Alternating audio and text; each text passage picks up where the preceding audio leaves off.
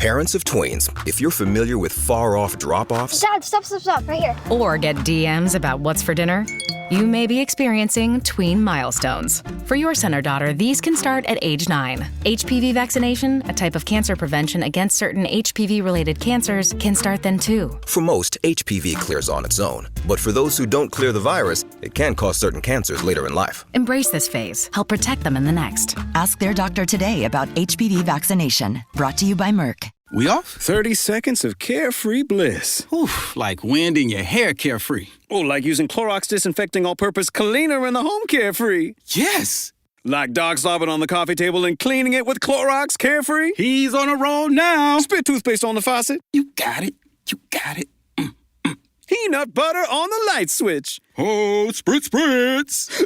Spritz, spritz. Clorox, man. Clean feels good. Okay, we're back. Use as directed.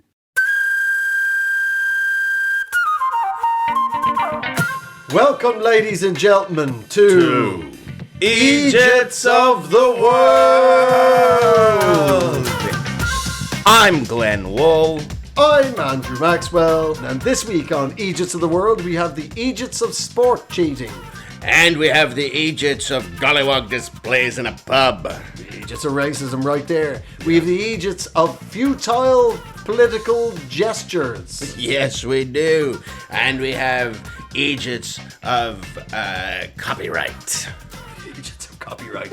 Oh, so many Eejits for you, my friends. Yes. Delicious, delicious Eejits. And in advance, we would like to thank all the Eejits who've taken part in this episode against their will. Well, without you, we would feel bad. And, you know, there's ways to not be featured on this program. There is. Wind your neck in. You could also pull your thumb at your asshole. Something. Just try not to be a dork. Or a massive Eejit. Yeah. If you're on this show, you did something so stupid that you were put into the newspaper. That's right. So, that's where we heard about you. Yeah. You've already been, you're a published international Eejit. But don't feel too bad about yourself, Eejits, because as long as you're making new mistakes, you're progressing. Yeah. So let's get into it, shall we? And you couldn't outsmart a print journalist, so you deserve. Wow. You were caught by the people who work in print journalism. That's right. So you're sloppy. That's right. They're the guys with the trilby with the word press in their hat. Yeah. What's the scoop? We got a hot scoop, sir.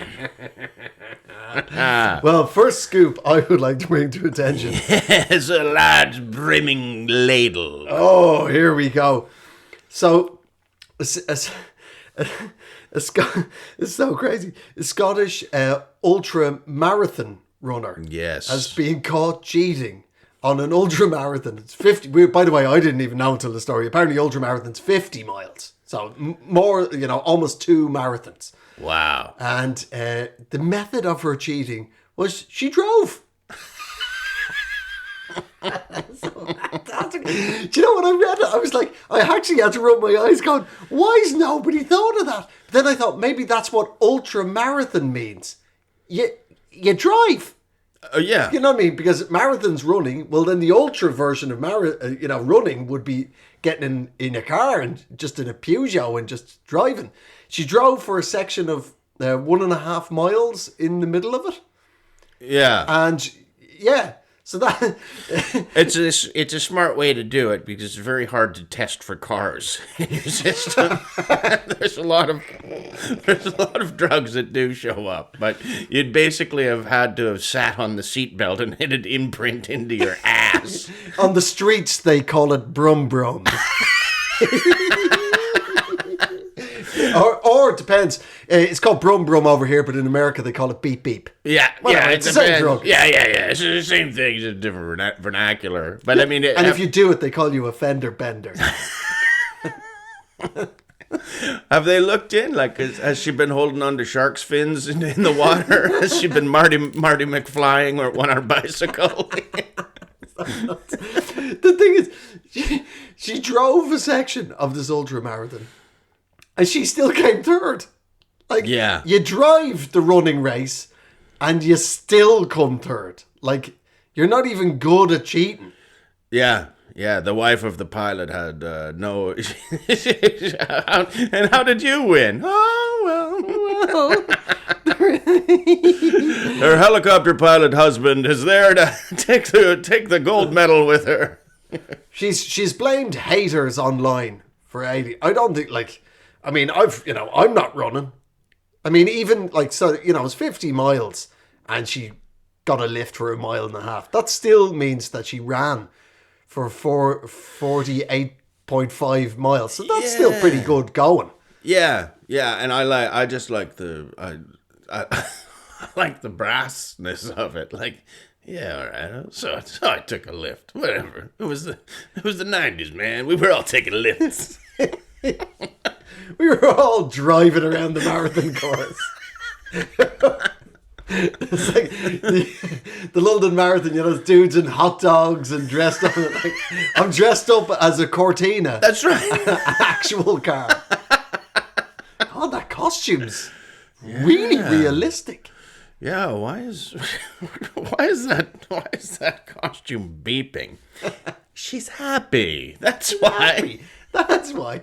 That costume is really loud. Yeah. You know why? Because somebody stole the catalytic converter out from underneath her costume. That's the real issue. The environment, ladies and gentlemen. Thank you. Exactly. Well, in all fairness, I'm going to leave her name out of the story. Yeah. Because...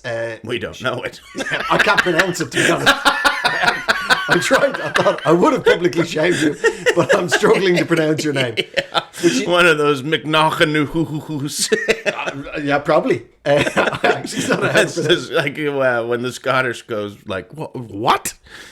Yeah. Exactly. So what happened was, this is her defense. She, in all fairness, unlike many of the other Eejits in this episode, she actually put her hands up and essentially, in a fancy way, went, I'm a fucking Eejit. Yeah. So as long as you hand yourself in to the Eejit police, that's right, you're getting a more lenient sentence. We're leaving your name out of it. She said she had just got off a plane. She had flown from Australia. Was a bit groggy and confused. Was that part of the race? Yeah, that's what makes it an ultra marathon. I just ran all the way from Europe to Australia. I've just flown from Sydney. I've watched every single Jennifer Aniston rom-com. And then when you land, you've got to run 50 miles trying to work out whether any of the plots made any sense. Yeah. Was that all the same movie? Or which one? Was that McConaughey in that one? Which one? But she was clearly always going to end up with him. Look at it, it's Matthew McConaughey. How did they stretch it out for 90 minutes? She said she ran for, 15 miles or so. Then she wasn't feeling well. Which is fair enough. She just flown from Australia. Right? Oh, I would feel terrible if that had happened to me. There would be no flight to Australia that would even play into it. No. If I'd ran for 15 miles, there was something on fire that was chasing me for 15 miles. I am full of free gin and tonics. I've been drinking G&Ts for 20 hours, people. And sat in a chair beside one of those, the last time I flew to Australia, I had one of those fat men that you can never not be out of contact with. Yeah, the creeper. Just anywhere you move, he just oozes into. Exactly. It's just like his whole body is muffin top. He's muffining over the barrier of the two seats. At first I didn't like it, and then I came to accept it, and then I craved it. Yeah. That's first one's free. But this is what she said. She ran, 15 miles. Then she went, I don't feel too well. One of the race organisers went, I'll pick you up in the car. Drove her for a bit. Then she went. Then the race organiser apparently said, you'll be kicking yourself that you didn't run the rest of the race. And she went, yeah, you're right. So she ran the rest of the race. And then she came in third. They handed her an award. And she went, yeah, all right then. I got a picture holding up the third place. That's when it becomes cheating. Yeah. Yeah. But she said she was a bit, confused. It can be discombobulating. Yeah. Australia, yeah. Of course it is. It's so far away, their toilet goes the wrong way down. I know. That's far. Yeah. Yeah. That's the other side of a planet. I once, at the height of my international comedy career, I'd flown around the world 3 times in a week just to do different things. I was on tour in Asia, then I had to go to LA and film something, then I go back on tour to Asia, and I had not slept. And that was like in a 4-day gap. And I got back to the Asian tour, and I was on stage, and it was one of these like sort of outside cabana things. Yeah. And I was sure a bug had flown up my nose. Like I saw it come in like bzzz, and I stopped because it disappeared from my eyeline, and I was like, "Is there a bug in my nose?" And like people were like, "What?" Like mid joke, I'm like, "Did that bug fly up my nose?" And people were like, "What bug, sir?" Do you know what that bug was? That was the planet fighting back against you, Mr. That's 3 right. times around the planet I killer. know. It's good to know, though, that we'll actually, when the planet dies, we'll know exactly who did it. Glenn Wool. And his little friend Buggy. Buggy saved the day. After Buggy fought me, I never did it again. But that's... Yeah, so I think she handed herself in. She apologised. She was banned, and then they've unbanned her. Yeah. I mean, because, yeah. I mean, it just, I kind of like it. It's kind of thinking out of the box as far as cheating goes. None of this making a weird wall in a Russian laboratory and coming up with space-age medicines. Yeah. Just hop in the car. Just get in the car. Yeah. You would. I think, that's what they need to do. Instead of making marathons longer, there's now people running 200 miles across deserts barefoot. And I'm just like, just go back to cocaine. No. Yeah. I don't know what you're running from, but it can't be worse than this. You've got these chapped lips and you're running across a desert. Just drink again, Charles. Come on. Just... live a little. I think what they should do is a marathon can only be the length of a marathon. But what they should do is, and I'm willing to volunteer to be one of them, is official tempters. You know the way they have people there. Here's water, and we'll help you. I won't be. I'll just be in a car going, "Oh, I bet you're aching now, hitting the wall 20 miles." These seats are beaded. Oh yeah. Yeah, these are leather seats. You could just lie down and just see who I can tempt off the track. Yeah, or just, and when they're trying to hand them those little glasses of water, you're there with a margarita. Come on, out, get yourself a little margarita there, sir. It's ice cold, the margarita. Come on, banana pina colada. Come on, live a little. Look at you. Who are you trying to impress? You haven't got a pick on you. Yeah. Your stories will be be better if you drink this. Because your stories right now is like, well, then I was running beside these trees, and it was really tree-lined when I was running. There's not really a lot of stories to running, is there? I was running, then I didn't want to run. That's called the wall. And then I pushed through not wanting to run to not thinking about running. And then next thing I was in a bit of tinfoil like a sexy roast chicken. That's very skinny roast chicken. Oh, yeah. Yeah, don't eat that one. Yeah, that one's for the dog. Yeah, special roast. My dad used to always feed my dog a roast chicken. Really? Yeah. Every day the dog got a roast chicken. He loved that dog. And I'd when I was... What was he feeding you?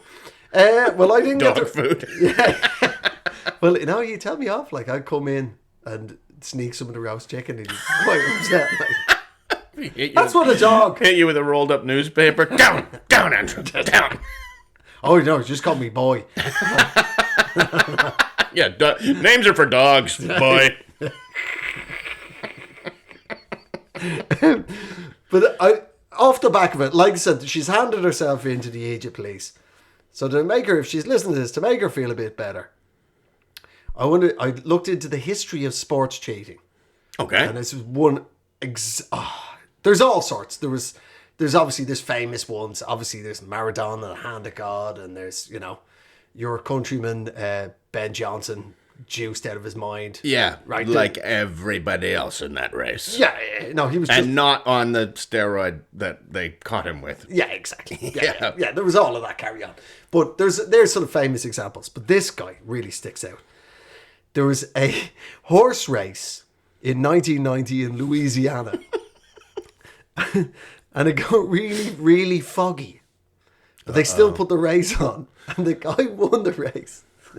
This guy won the race, but it's super foggy. It was a mile-long race, right? So they're doing, God knows how many laps of the track that is to do a mile long. Right. After the first lap, it was super foggy. He just pulled off to the side and let them go around another couple of times, and then finally rejoined and won the race. Right? And they only caught him because he broke the world record. If you'd just been slightly slower, they're like, in the fog, your horse has become the fastest horse in the world. Yeah, I can't explain it myself, I guess. How about this for a villain's name, or for a cheat, right? This is just his real name. This jockey that cheated in the fog in Louisiana in 1990, his name is Sylvester Carmouche. Like, it's got to be the only jockey in the world that has a horse's name. Like, I had to read it twice going, is that the name of the horse of the man? Like, I mean, that is proper, like, twirling moustache villainous name, isn't it? Yeah. Sylvester Carmouche. It makes you wonder what his real name is. And why, like, he just does not know how to cheat well. He likes to cheat. Oh, he likes to cheat. Yeah. What's your name? Sylvester Canoe. Is it okay? Don't look into it.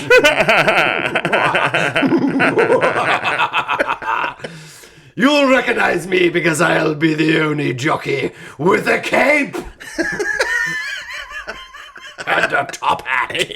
Yeah. How come the top hat didn't come off when your horse ran the fastest any time my horse has ever run that fast? Who knows? Mysteries abound. Let's just say it's lost in the mists of time. Anyway, he got banned. Good. 10 years. I wonder where he is now. He was driving the car at the ultramarathon. Sylvester Carmouche has kept his hand in cheating. He doesn't like sports. He likes cheating. That's right. He's like a legendary player who's gone into management. The Carmouche system. What are you doing? Oh, just training. You know, the big fight's coming up in here. Here's a gun. You see, he won't be able to pull the trigger on his gun because he'll be wearing boxing gloves. Down here at the the Cheating Institute. Let me show you how to win a medal in the swimming. Drain the pool. And while they're crawling on the bellies, you simply run.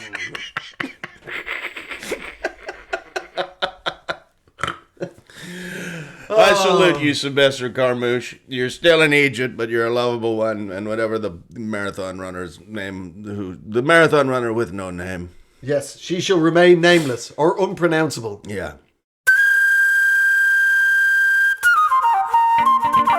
What have you got for me? What Eejit have you got? Well, it's more of a group, and again, we don't have their names because I don't care to know their names. I'm not a fan of them. They are, and for our British fans will know of these people, but you may not have heard of them if you're further afield. There is a pub that was politely asked.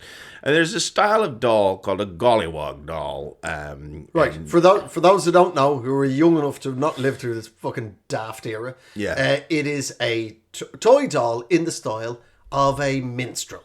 From a black and white minstrel show, minstrelsy, going all the way back to the Reconstruction era post the American Civil War. It was about essentially trivializing black people and making them childlike. It's a like a really black-faced doll, and then big red lips. Exactly. It's not. It's never been cool. I don't ever remember. Like it apparently at one point it was. It wasn't as bad as it would seem. It wasn't seen as bad, but I don't ever remember a time, like even at the age of 48, I don't think there was ever. Well, you'd say that because looking into this, so we'll get into it. So basically, just quick pressy for people. There is a pub in Essex, in a town called Grays. Yeah. For those who are around the world, there is 2 counties east of London, one north of the Thames, one south of the Thames. The one north is called Essex, the one south is called Kent, and they're kind of like the Jersey and Long Island of London. Yeah. Right? And this town is in the sort of Greater Docks region. Yeah. They look, in all fairness, people in Essex often get the piss taken out of them by snobby English people. Maligned. They're kind of the Jersey kind of people, right? Yeah. But both counties, well, both of us have lived. I live in Kent. My wife is from Essex. Yeah, and they're, both counties. I try and tell people there's dog Essex, dog Kent, but there's also horse Essex and horse Kent. Yeah. There's both really posh people and people who keep pit bulls. Mm-hmm. But what we're talking about is a town very much more in dog Essex. Yeah, but to be fair, a Gollywog pub could even be in Horse Essex. Yes. I've met some of those people too, and they've had a few pints in a Gollywog pub. Oh yeah. So this pub has a load of Gollywog. They were displaying these dolls, but not only displaying them, which, I mean, you could argue if it was in a case, like a display case with other artifacts from the time, you'd go, oh, well, it's interesting to see history displayed. No, they were hanging them by their necks above the bar. Yes. Yeah. And the owner of the pub they used to hang him in Mississippi back in the day. Yeah. The owner of the pub was found, there's a far-right organisation called Britain First. And his wife, the landlady of the pub, was confronted by, he doesn't have a racist bone in his body. And somebody went, why was he in this picture wearing a Britain First t-shirt? And I quote, she said, he was wearing the shirt because it was convenient at the time. It was laundry day. Yeah. My robes were in the dryer. What are you talking about? Coach Carmouche gave her a big thumbs up at that one. Excellent work. Well, that's that settled. Well, that's the thing of it's traditional. It's gone. Like, I think a lot of people didn't realise that gollywogs are still knocking around, right? So what happens is, these are all on display in this pub, and somebody complained, going it was racist and it was hateful. Yeah. And the local police force raided the pub and confiscated the dolls. 4 cops raided the pub and took away dolls, which is just kind of bonkers in itself. But it's like layered cake of stupid.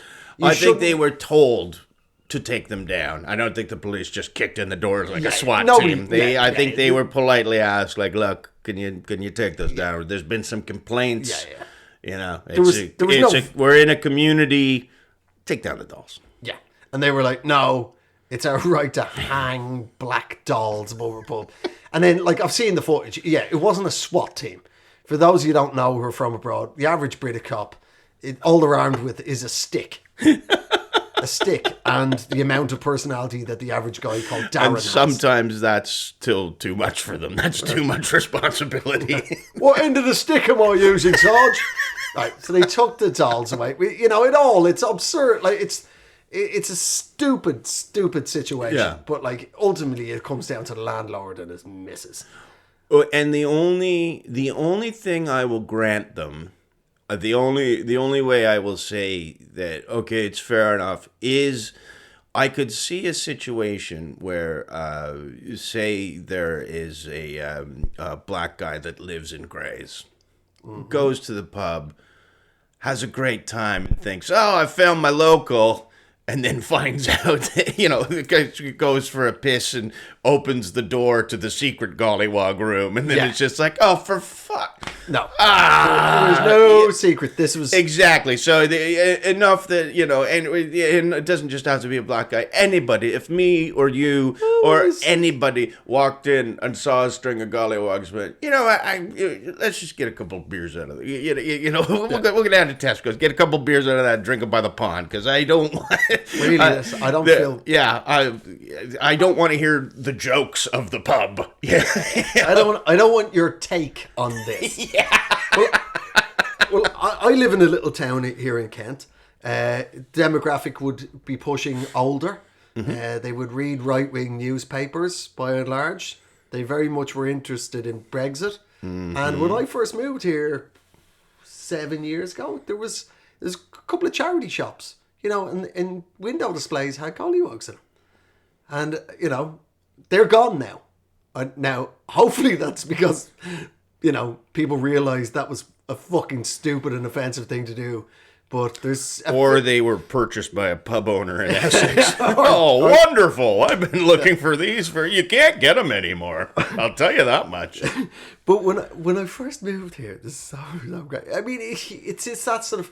I think it's you're trying to unpack it. Some people are clumsy and ignorant. Yeah. Right? But I really feel like the landlord in this situation is proactively being a cunt. Yeah. Right? I think that's just shitty. It's shitty passive-aggressive behaviour. Going, I don't know why everybody's making a big deal. Oh, come on, mate. He was on this, people screen grabbed his Facebook page, and he's like, he's got posts about there's generation identity or whatever they're called. They're like a French or far-right outfit. Like, come on, dude. Right. So it's just like, oh, look at that, you're not allowed to do anything anymore. That kind of mob. Yeah. But it's and nobody said that. They just said, don't do that one thing that you're doing. Yeah. But there's sometimes, like, okay, look, I'll give you an example, right? So we moved to the town. And I love bric-a-brac, right? You know that. I've never heard them called that before. Well, I absolutely love it. Just for those who don't know, it's like a junk shop, Right. But one down from an antique shop. It's the stuff that's cheap, but just often more interesting. Yeah, exactly. Yeah, just nonsense stuff that people have. It's $9,000 loom. Well, no, I don't want that. All just sort of bric-a-brac. Just C-3PO's head with a coin slot in the top of Boom, all that kind of carry on. I love that. So there used to be a bric-a-brac shop here in town, and in all fairness, I got to know the guy really well, and it was a highlight of my week. I'd always see what new stuff he had in. Yeah. But the first time I went in there, I just moved down here with the family. My missus grew up down here, so she's way more small town Kent better than I do. But I went into the shop, and it had all sorts of odds and sods from all over the world, merchant sailors are brought back and had been up in attics and houses have been cleared. Like a lot of cursed items. You name it, all sorts of stuff. And I'm in there, and the old boy who owns the shop, he's just busy reading the newspaper. And then I see this thing, right? It was a cast iron tableau, a statue, right? Sort of about hand high, right? Painted in cast metal, if you can see what I'm saying. You just imagine your mind's eye. And it was a pit bull savaging a leprechaun. Right? And I went, what the fuck is this? Right? And the guy clearly hadn't clocked my accent, because without looking up from the newspaper, he just went, oh, that's a paddy being savaged by a great British bulldog. Right? And as it happens at the time, I had picked up an old-fashioned truncheon, an old-timey British police truncheon, and I had it in my hand. And I turned around to him and went, what the fuck did you just say? And it was only then he clocked my accent and saw that I was holding it. You're armed. Yeah. He shit himself when he went, that's an Irish gentleman having a hell of a time of it with his naughty dog.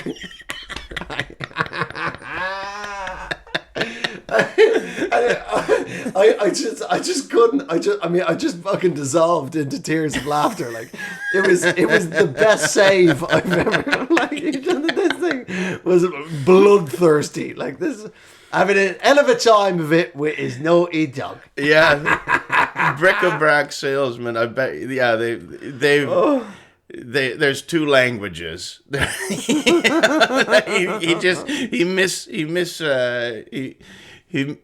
mispersonalitied you. He came in and he was like, yeah, he didn't know whether to give you the Mason or the Dixon line. I'm so sorry, sir. Terrible Irish gentleman. Yeah. Having a terrible time of it with his naughty dog. I couldn't bring myself to, you know what I mean? He spoke Polari to you at the start. Oh, sorry. I didn't realize you weren't a traveler when I said that. I just went, it's all right. Yeah. I'm going to give you a pass. No. And to be honest, we got to know each other quite well. And he always had amazing schmutter. He always had the best kind of nonsense in there. And it just disappeared from the shop. It was never seen again. Oh, it's in the back gollywog room. Yeah. For a gentleman with a more discerning taste, we do have a room. Please, come through the beaded curtain. Oh, these beads are light, but they're heavy. Understand. What's that? I didn't even hear it. There is the General Lee. But you know what I mean? There is that sort of, Yeah. between, I've seen an awful lot of people online, with that story of that pub, are just like, oh, what an outrage. I'm never going. You were never going to a pub in Grays in Essex. No, there's a series of unfortunate events that would have you deciding whether or not you were going to get drunk in that pub. In all fairness, neither am I. I'm a media arsehole. I mean, it was clearly a shit pub in Essex, so it's very easy for me to go, well, there's no way I'm going to give them my custom. But if I'm honest, if they'd hung all those gollywogs, but it was also one of the best gastro pubs in the county. Oof. Do they have a patio? You know what I mean?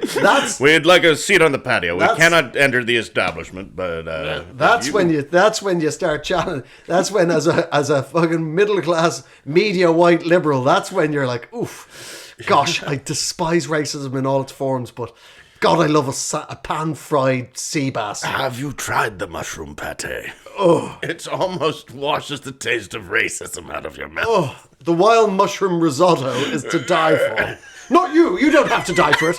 Nobody should have to die for this wild mushroom risotto. I'm just saying. Guys. Yeah.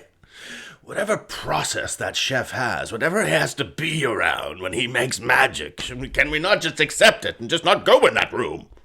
Just, I mean, I've seen cookery shows, they do swear back there. Yes, it's a different world. It was a different world.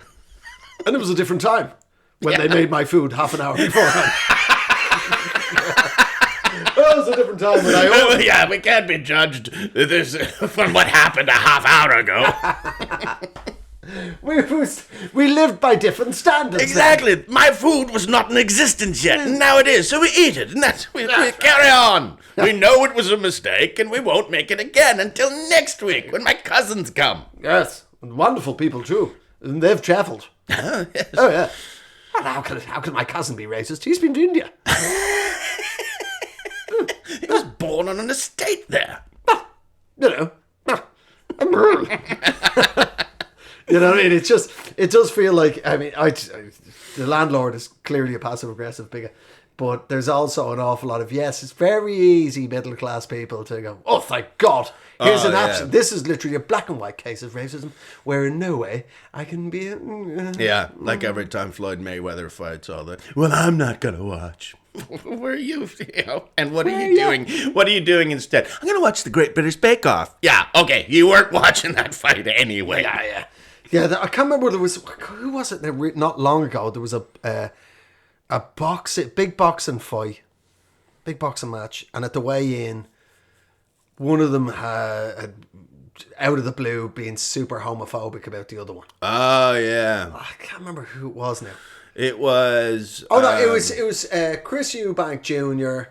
That's right. And Liam Smith. Yes. Yeah. Right. Yes.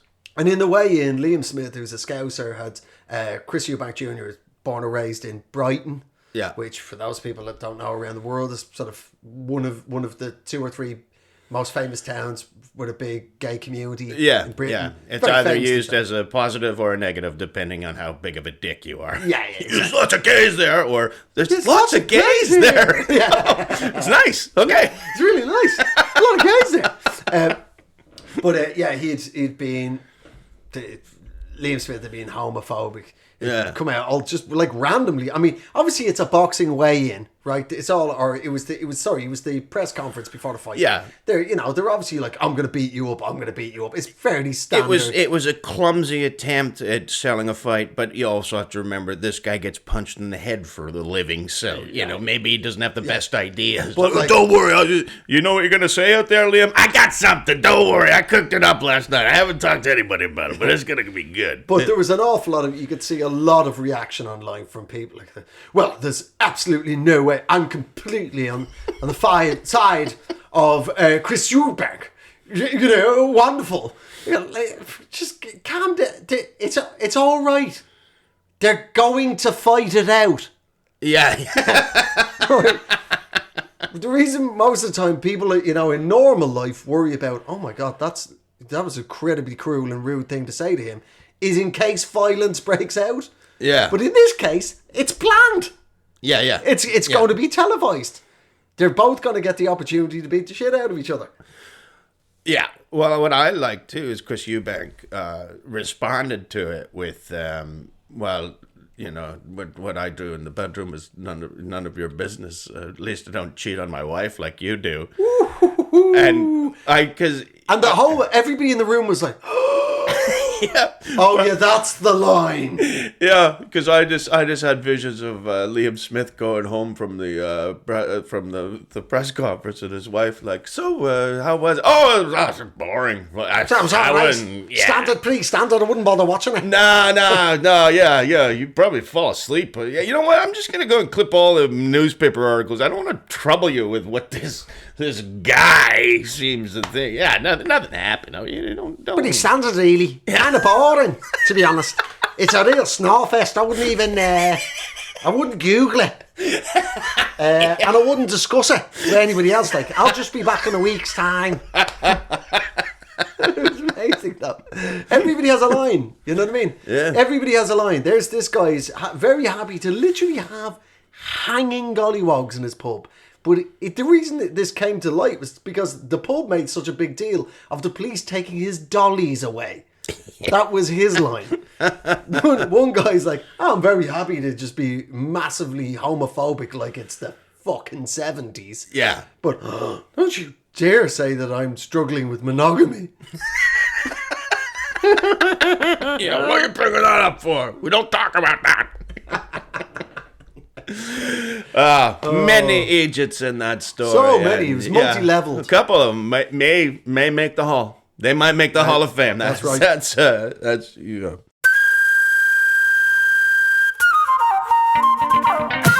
Oh, I understand. You have a delectable Eejits. Yes. Oh, speak. Wow. Look, before I even begin, when I was 10, my father took me to the inaugural meeting of what became the Green Party in Ireland. I have had an inch. It was originally called the Conservation Party. Too close to the Conservatives, I would say. Yeah, they're trying to trick people on the ballot. Yeah. So I ballot, not ballad, by the way. That's not how they. Are they still electing in Ireland over ballads? No, they are. If he can hold a tune, he can hold office. Everybody knows that. Come on, wee Billy. Sing your song about why you should be in charge. And your people in charge for the last 400 years, Billy. Yeah, as soon as I said Billy, I was like, oh, fuck. Billy is such a non-name in North America. But you go, wow, across one little sea, Billy is like, oh, them fighting words. That's fighting words, honest. Hey, everybody, gather around. It's time for a wee song. Is it a song about death and violence? Just the opening couple of verses. And then it's about regret. So much of that. I'm singing about misery. It's how you seduce women. Apparently, the rest of the world, they just take them to the lookout view in the nicest part up on the hill over the city and go look at the stars. Makes you feel really small, doesn't it, sweetheart? And then, like, she'll get off of you. But that's, you know what I mean? There's a lot of cloud cover in Belfast. So that's not really possible. So you go, I'm going to sing you a song about how miserable this country's been for 400 years. And just when you're, like, you know, you're at your lowest ebb, I'll remind you, I'll buy you chips. And next thing, love making. There you go. Love making. One more Irish baby for the population. One. I only do it in twins. If two don't come out, I'm like, doesn't really count. It's only half a child. Yeah, I don't pay for it. If it's on, I won't raise the one. Double or quits. You know the rules, sweetheart. Twins are nothing. You know what I mean? You know what I mean? You're going to have twins. That way it's not hand-me-downs, just hand across. You know what I mean? You know what I mean? There's only a certain number of colours we're allowed to use. Not really any colours neutral here. Yeah. Everything means something. Oh, it all means something. And all negative.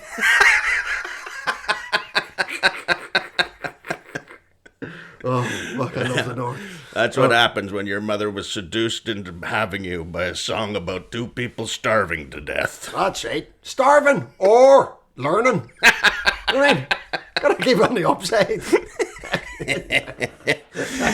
Anyway, so like I said, I believe global warming is happening. I believe it is man-made. I believe we need to massively reduce the carbon that we're pumping into the atmosphere so that we can reduce global warming, which is not only an environmental issue but also on a global level a massive class issue.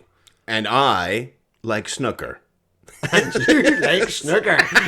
That's the most Belfast thing I've ever heard you say. And I like snooker. What's going on? And our two worlds had never met before last week. People don't know I'm a massive environmentalist, except for the bonfires. Except for burning everything once a year. I'm a huge environmentalist. So the snooker. Yeah. Live TV. There's an organisation called Just Stop Oil who believe they can do that by disturbing the snooker. Yeah. This young man jumped on the snooker table and covered himself in paint, pigment, whatever it was. Yeah, it was tough to... Nobody knew what that was. Yeah. But the point being is he thought he could stop hydrocarbons being produced and consumed by disturbing the snooker, which literally just doesn't make any sense. No. Whatsoever. No. I mean, it's not even like kicking water up a hill. I mean, it just doesn't make any sense. I felt, because everybody was focused on him, but there was two protesters and a young lady also tried to get on the snooker table right beside, but she was either too slow or too but the referee caught her, this sort of older man, before she was able, and you know, she looked to be in her mid-20s, and I swear if she didn't have a plant-based diet, she would have been able to get on that table. But there was a point where she's got her hands, she's gripping to one of the holes, and they just slowly, as you can see, it's not going to work out. This old guy. You need B12 to hold on to something. Yeah, the referee had a lamb dinner. You didn't. Now he's stronger. But the famous picture that's now gone out of this guy, like, look at me! Look at me, everyone, look at me! I believe I can save the environment if all the attention of the planet's on me! Right? Yeah. Everybody's looking at him, but up in the top left-hand corner, there was just a dude looking the other way at the other game. Yeah. Well, that's what we call a problem gambler, Andrew. That guy had this month's rent on that game. He'd been told a few things by Sylvester Carmouche. The fix was in. Can you imagine? Let's just say one of the balls is square. Oh, this kid. And if you give me 50 quid, I'll tell you which one. Oh, when I looked at him, I just went, oh, you fucking spoiled middle class tough fuck. Yeah. And then I went, no, Andrew. That's your prejudice. You don't know anything about him. All you know is what you see. Is this guy is so dedicated to the cause of the environment that he's willing to ruin the snooker. You don't know anything about him. Mm-hmm. And then it turns out his name was Edred Whittingham. Yeah. I'm like, oh, for fuck's sake. I've heard of Rupert. I've heard of Ruperts. I've heard of Rufuses. Marcuses. I've never heard of fucking Edred. Yeah. That is a level of posh that I'd never even heard of. Yeah, I know. Fuck. He's one of these ones who's gone, he's not having children to save the environment. I think you'll find it wasn't going to happen anyway, Edred. Ethelred. The very unready. With the amount of attention that you need, Edred, you're never going to be able to share any with a child. Yeah. Well, my problem, and I don't have a problem with protest per se, but it's when affluent young white people act like protest is their only way to be heard. Oh. Ethelred could just go into politics. Like if he has a manifesto, if he has they will literally let you run this country, Ethelred. Yeah. Like all you'd have to do is show up and go, oh, I've got a few plans. Okay, you seem like a bloody good egg. Yeah. Come on in, mind the gollywogs. Come here. Oh, gosh. So it's a bit of fun. You're one of the Whittinghams, of course. Yeah. Here's your constituency. Yeah, exactly. So the fact that they're strapping themselves to the Dartford crossing and dangling off a bridge going, this is our only way to be... Like, no, you were born on third base and you've managed to steal second. Yeah. That's the long and the short of it. You don't have to protest. Protest is for the people who don't have a voice, and you have a voice. This whole system has been set up so you could talk. For your voice. Yeah. Yeah. I can't believe somebody needs to pay attention to a posh man. Good Lord. Finally, somebody's realised the real minority in this country. Yes. The posh. You knew we're becoming a minority. Well, that's the pyramid. Yeah. That's how the elite works. Yeah, You've always been a minority. Yeah. That's because you have one child per 4 couples. That's why you're a minority. I don't know. We seem to be dying off. I don't know what it is. In fact, maybe you've had the snip for no given reason. Yeah. Maybe impregnate your wife and not the help. And then...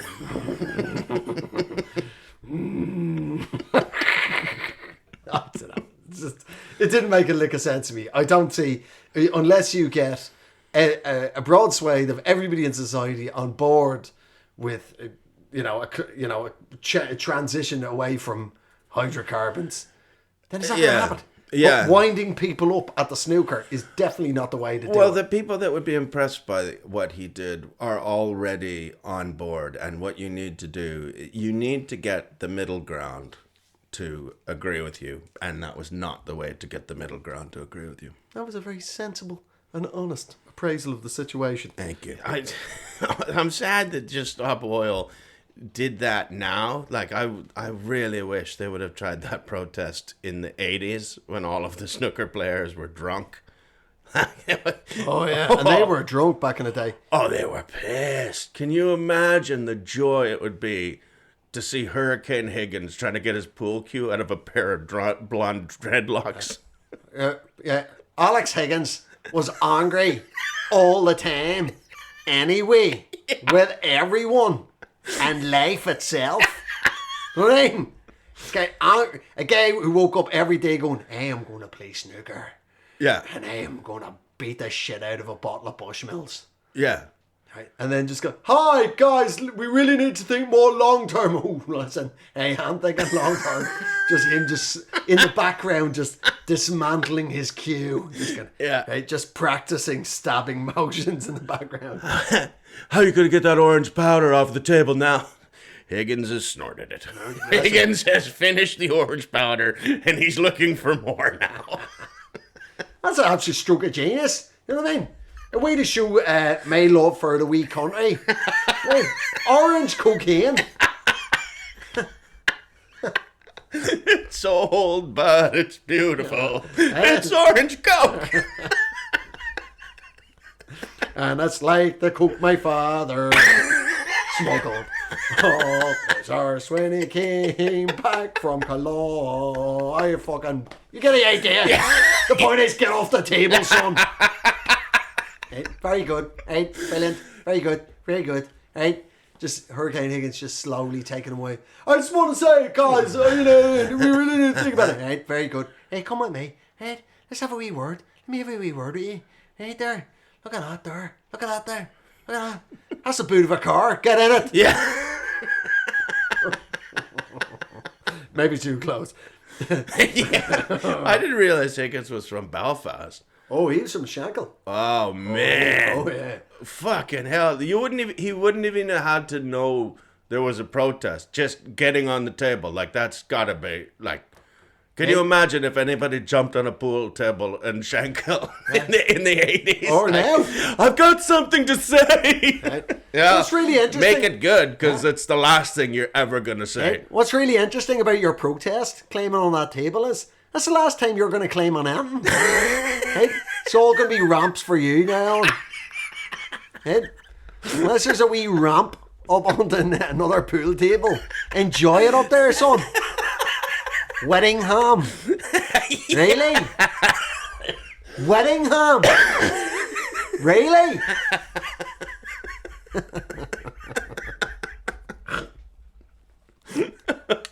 Hurricane Higgins. It was so close. I mean, it could have been the whole reason that the universe existed was to have those two entities enter. It would have been the best fight ever.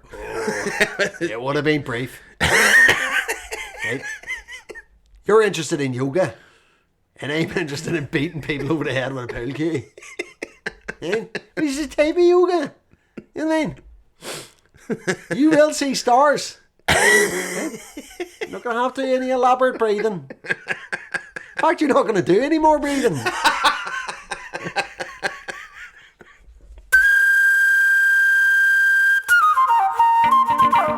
Let's move on to another fucking Eejit. Oh, yes. And this one, it's a friend of the show, Dan Atkinson, very talented comedian. Great who's comic. gone on to, he's a producer now, I believe, at the BBC. He's done a lot of great writing over the years. Great writing. Yeah, well, and he's very active on social media. He's got a wonderful Twitter account if you want to follow him. It's I don't know what it's called, but it's probably somewhere. His name's Dan Atkinson, so there can only be one of them. They're not making that exotic name twice. At the start, Rebecca Vardy and Colleen Rooney are two wags. What in the UK is called a wag? Yeah. Wife and or girlfriend. Yeah, so these are two famous footballers' wives. Yeah, and Colleen Rooney tricked Rebecca Vardy was selling stories on Colleen Rooney, who was possibly the most famous wife and or girlfriend, and quite famously quite cool, like not doesn't court the limelight. No, but stylishly manages what and decides what is shared and what is not, and quite often less is shared than more. Yes, and there's weirdly story after story from her private life was leaking out to the press. Mm-hmm. So wily old Colleen Rooney decides to set bait a trap to find who the leaker is. Mm-hmm. Right, which eventually she wheedles it all down and has this massive Instagram post, like a massive whodunit. Yeah. And it was just, I cannot tell you how much it captivated the people in the UK. There was all the way. Wonderfully done. Yes. It is everything it's everything British people love. Like it's a whodunit. Caught them. It's a whodunit. There's celebrity wives. Football. There's football. There's 3 things. Yeah, if you throw the 3 food groups. Yeah, you throw in a Sunday roast and we're there, ain't we? Right? You throw in a 5-day bank holiday for a coronation and then we're it. You've done it. So she lays out exactly how she baited the trap and worked it all the way down till she started putting fake stories out until she worked out eliminating da-da-da, and at the very end of the post she had, and it's da-da-da. Rebecca Vardy. The wife of Jamie Vardy. Jamie Vardy, another famous footballer. Yeah. And then Rebecca Vardy, who totally did do it, sued. Takes her to court. Yeah. And not only to court, this goes to like this the top court in the UK. Yeah. So enter Dan Atkinson, who on his Twitter account manages, because it's gripped the nation, he dubbed it, and I think he only tweeted these 2 words. He tweeted Wagatha Christie. Nice. And it was like, if you want to see a nation fall in love with a tweet, it went viral. Everybody, it was on everybody's lips. It did everything. It calmed a nation in a very hard time. It was.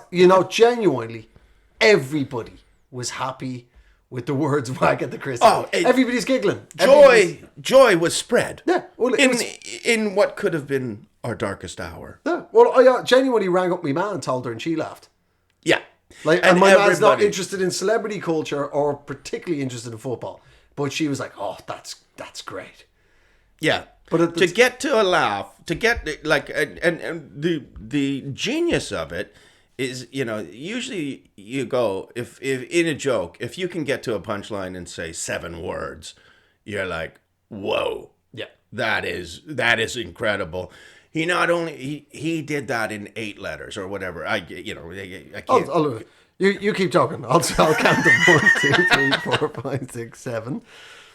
1, 2, 3, 4, 5, 6, 7, 8. So 7 and 8, 15 letters. Yeah, not 8, as I had Wagatha. I in my head, Wag Christie. I dropped the Agatha. so anyway, it's a little slice of heaven, and it's a little bit of perfection, and the nation loved it. And the nation could not dislike Rebecca Vardy anymore. She already lost the case, by the way. Oh, she lost the case. It was an insane trial. It was so silly.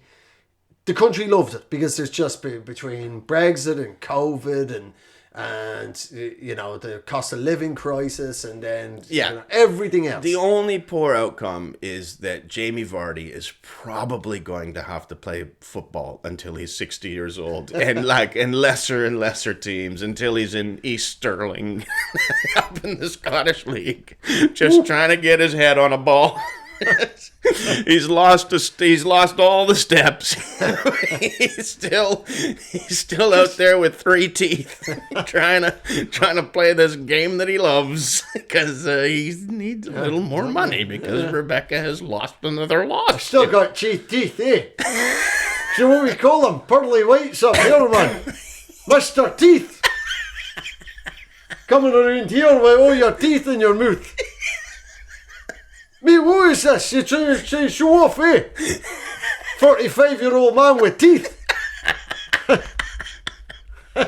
Yeah. So anyway, Dan tweets this, and then it's come to light now that Rebecca Vardy has copyrighted Wagatha Christie. Yeah. She's copyrighted, and now if she'll either get money or she says she'll sue anybody who uses it. Yeah, you can't do that. No, that was taking the piss out of you. You don't get to steal the thing. Did I trademark Little Mr. Poopy Pants? No, I didn't. I just accepted people sometimes call me it. Yeah, you don't own the trademark to Smurfs. No. You can't just because I yell it out of cars at you doesn't mean you get to own Smurfs. No, people are outraged, rightly outraged. You can't use copyright laws. To a joke that you provably didn't write. You didn't write it, and he was taking a piss out of you for being a dishonourable friend who takes money from tabloids. Yeah. Appalling. Well, but it wasn't even about Rebecca Vardy. It was about how intelligent Colleen Rooney was. Yeah. To catch her. So it's not even really about Rebecca Vardy. It was in reference to Colleen Rooney. So what, is she going to trademark Colleen Rooney's name too? Yeah. Oh, sorry. Well, you'll have to use another name, Colleen, because I've been trademarking. I've got the phone book out. I've trademarked it all, and that's mine. The brass neck on you. That's what I say. Yeah. I got a brass neck on you. That's Botox, but it still will. It's brass-like at this point. It is. I think brass is the next step for her forehead. They're gonna have to just brass it. Let's just treat it like a rubbing in a cathedral.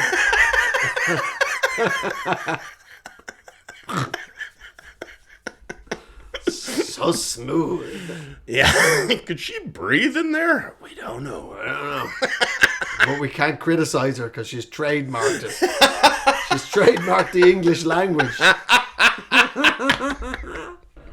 What judge was just like, yeah, okay, yeah, sure. Yeah, sure. Why not? I can't see any problem with this.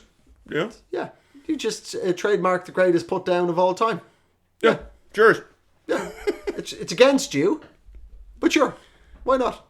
Yeah. Well, Eejits. Yeah. Yeah. She again, it's been quite a week. Ripe week of Eejits. Thank you, ladies and gentlemen, for joining us on Eejits of the World. And Andrew, what has this been? What do you mean? This production. Oh, this is a Pod People Productions. That's a Pod People production. Pod People Productions. Pod People Productions.